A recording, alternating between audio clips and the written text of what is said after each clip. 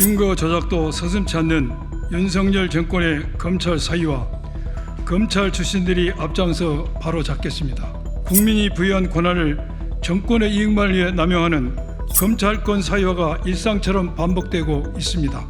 이렇게 야당엔 서슬퍼렇게 칼춤을 추는 검찰이 윤석열 대통령과 김건희 여사 앞에서는 순한 양이 되어 수사를 포기하고 봐주기 축소 수사로 일관하고 있습니다. 정적 제거를 위해 검찰에게 불리한 증거는 감추고 피고인에게 유리한 사실관계는 고의로 누락시키기 일쑤이며 짜맞추기 조작 수사도 서슴지 않았습니다.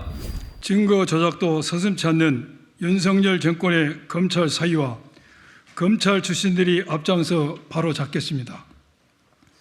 윤석열 정권 들어 검찰이 정치적 중립을 헌시짝처럼 내다버린 채 국민이 부여한 권한을 정권의 이익만을 위해 남용하는 검찰권 사유화가 일상처럼 반복되고 있습니다.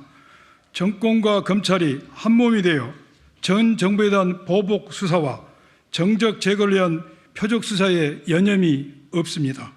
특히 전임 문재인 정부를 상대로 한 수사에서 검찰은 중립성과 공정성을 완전히 상실했습니다.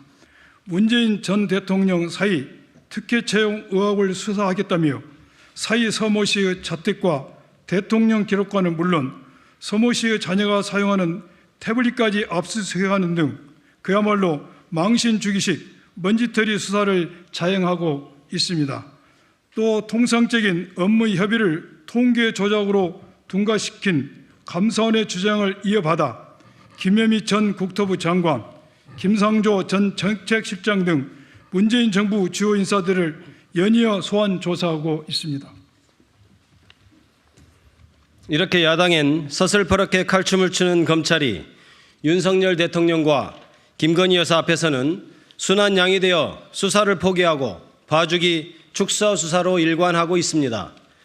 문재인 정부 블랙리스트 의혹을 수사했던 반부패 수사 2부는 김건희 여사 도이치모터스 주가 조작 의혹 수사에 대해선 대선 이후 단 한 차례의 압수수색도 소환 조사도 하지 않았습니다.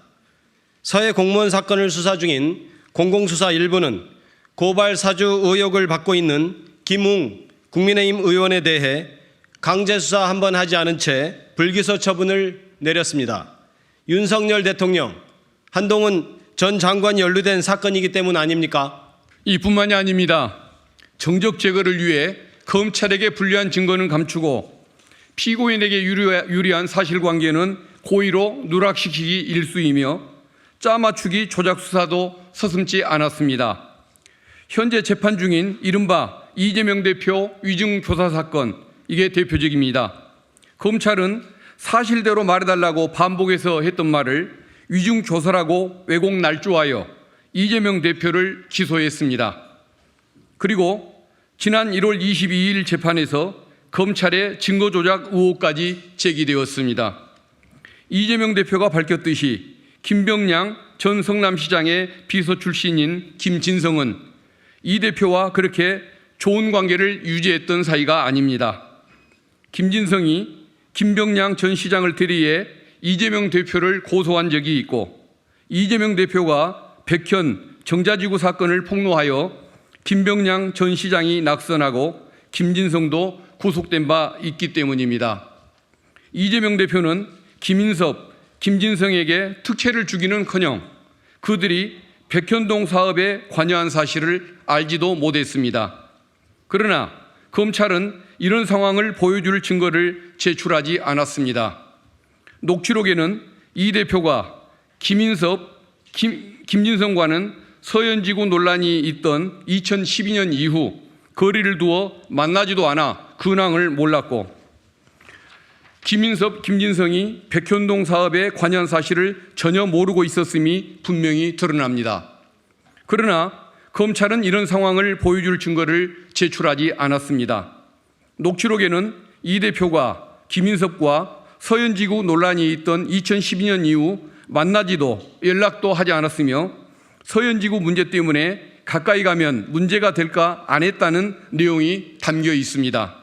이런 명백한 증거를 숨긴 채 피고인에게 불리한 내용만 골라서 이재명 대표를 범죄자인 것처럼 낙인 찍고 구속까지 하려 했던 것입니다. 대장동 사건도 마찬가지입니다. 검찰은 객관적 물증을 제시하지 못한 채 대장동 범죄 혐의자 남욱과 유동규의 뒤바뀐 진술만을 앞세워 이재명 대표를 기소했는데 이 진술마저 짜 맞추기 조작이었음이 드러나고 있습니다. 검찰과 밀실 면담만 하면 유동규의 진술이 뒤바뀐 탓에 검찰이 유동규 기억상실 치료사냐는 비판을 받았고, 유동규는 남욱의 진술이 뒤바뀐 이유에 대해 검찰이 요구하는 대로 진술해주면 구속 안 시킬 거라는 이야기를 듣고 남욱이 그렇게 이야기했다고 남욱으로부터 들었다고 증언했습니다. 이쯤 되면 위증교사는 오히려 검찰이 하고 있는 것 아닙니까?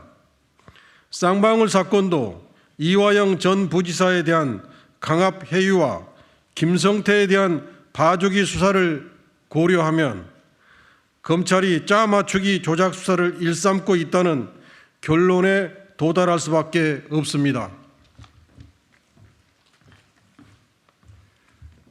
네, 이처럼 검찰은 공의의 대표가 아니라 정권의 대표로 전락했습니다.